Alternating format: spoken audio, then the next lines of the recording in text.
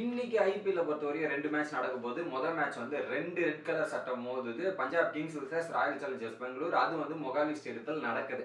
பஞ்சாபோட home கிரவுண்ட்ல. But 8 records பார்த்தீங்கன்னா 30 மேட்ச்ல 17 மேட்ச் பஞ்சாப் கிங்ஸும் 13 மேட்ச் வந்து ஆர்சிபி ஜெயிச்சிருக்காங்க.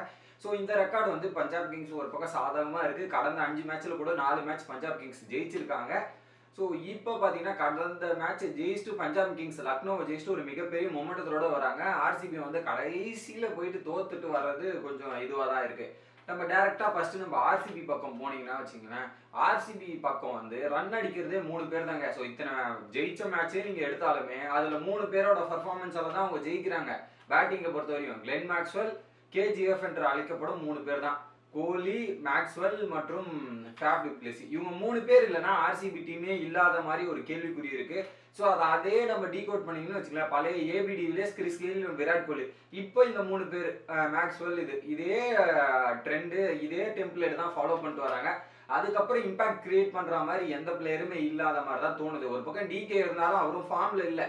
ஸோ ஃபினிஷ் பண்ணி கொடுக்க வேண்டிய மேட்சை கூட போன மேட்ச் அவுட் ஆகிட்டு அந்த மாதிரி போயிட்டாரு. ஸோ அவங்களுக்கு இந்த 3 பேர் அவுட் ஆனால் அந்த டீமை காப்பாற்றுறதுக்குன்றது யாரு, அந்த புதுசாக வந்து காப்பாற்ற போறவர் யாரு அப்படின்றது தான் முக்கியமான விஷயம்.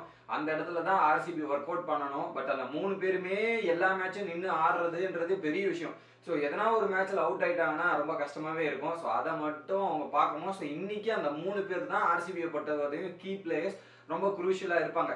இன்னொரு பக்கம் பவுலிங் தரப்புல போனீங்கன்னா, ஸோ முகமது சிராஜ் ஒரு பக்கம் பயங்கரமா போறாருங்க. பவர் பிளேவா இருக்கட்டும், டெத் ஓவரா இருக்கட்டும், நல்லா இம்ப்ளிமெண்ட் ஆகிட்டு நிறைய ஆக்ஷன்லாம் கத்துக்கிட்டு வேற லெவலா போறாரு. ஃபர்ஸ்ட் 2-3 ஓவர்லாம் பேட்ஸ்மேனை கதற விடுறாருங்க, அந்த ஸ்பிங்கு போட்டு அந்த லைன் அண்ட் லென்த் அடிச்சு.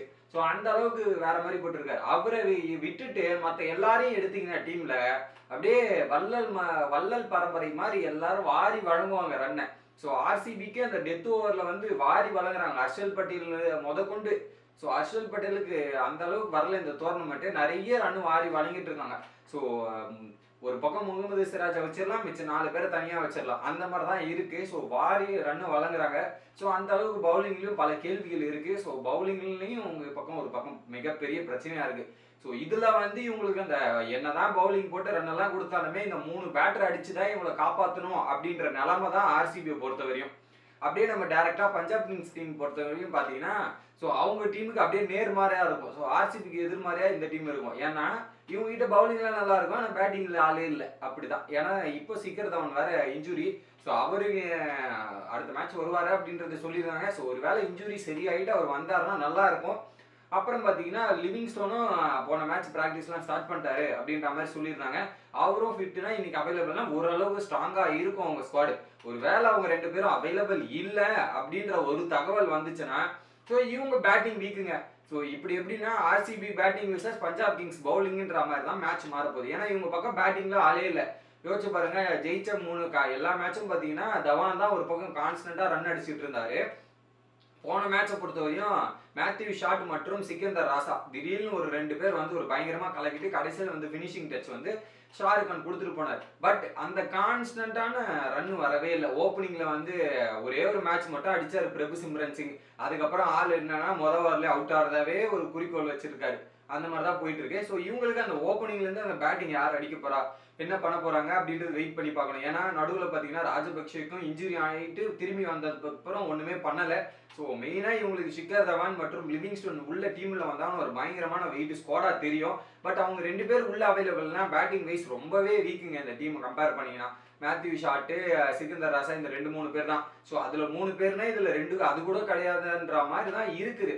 பட் அப்படியே விட்டு நீங்க பவுலிங் பண்ணா வேற லெவல் பவுலிங் டிபார்ட்மெண்ட் வச்சிருக்காங்க. ரபாடா ஒரு பக்கம், ரபாடா அப்படின்ற மாதிரி, சாம் கரன், ஹர்ஷதீப், ராகுல் சகர் அப்படின்ற மாதிரி எல்லாமே ஒரு பயங்கரமான பல வருஷம் எக்ஸ்பீரியன்ஸ் இருக்கிற பிளேயராகவே வச்சிருக்காங்க.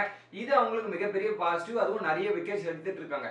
ஸோ இது ஒரு பக்கம் பஞ்சாப் கிங்ஸ் பவுலிங்கா இல்லை ஆர்சிபி பேட்டிங்கான்றது தான் இன்னைக்கு டோர்னமெண்ட்டை பொறுத்தவரையும். முக்கியமா ரபாடா வந்து ஒரு நல்ல ரெக்கார்டு ஆர்சிபி கிட்ட வச்சிருக்காரு. ஆர்சிபி தான் அவருக்கு பிடிச்ச டீமாவும் இருக்கு. கிட்டத்தட்ட 16 விக்கெட் எடுத்திருக்காரு 7 மேட்ச்ல. அதுவும் கோலியை 3 வாட்டி, அதுக்கப்புறம் தினேஷ் கார்த்திகை 3 வாட்டி, மேக்ஸ்வெல் 2 வாட்டி, ஃபேப் டு பிளேசி 2 வாட்டி அப்படின்ற மாதிரி அவுட் எடுத்திருக்காரு. 10 விக்கெட்டு இவங்க 3 பேரே எடுத்திருக்காருன்னா என்ன ரெக்கார்டு வச்சிருக்காருன்னு பாத்துங்க. இது ஒரு முக்கியமான ரெக்கார்டு. ஸோ எப்படி ரபாடாவை ஃபேஸ் பண்ண போறாங்க அந்த கேஜிஎஃப் பேட்ஸ்மேன்ன்றது தான் இன்னியோட ட்ரெண்டா இருக்கும். அடுத்ததா பாத்தீங்கன்னா சிக்கர் தவான் வந்து இன்னும் 23 ரன் எடுத்தா 6500 ரன் கடக்க போறாரு. லாஸ்டா பாத்தீங்கன்னா மேக்ஸ்வெல் இன்னும் ஒரு 5 ரன் எடுத்தா 2500 ரன் கடக்க போறாரு. ஸோ இன்னைக்கு இவங்க 2 பேர் இந்த ரன்னை எடுத்து மைல் ஸ்டோன் அச்சீவ் பண்ணுவாங்களான்றது பார்க்கலாம். ஸோ இன்னைக்கு எந்த டீம் ஜெயிக்க போகுது அப்படின்றது தான் என்னோட கேள்வி. ஆர்சிபியா இல்ல பஞ்சாப் கிங்ஸா? மறக்காம கமெண்ட் பண்ணுங்க. வீடியோ பிடிச்சிருந்தா லைக் பண்ணுங்க கைஸ்.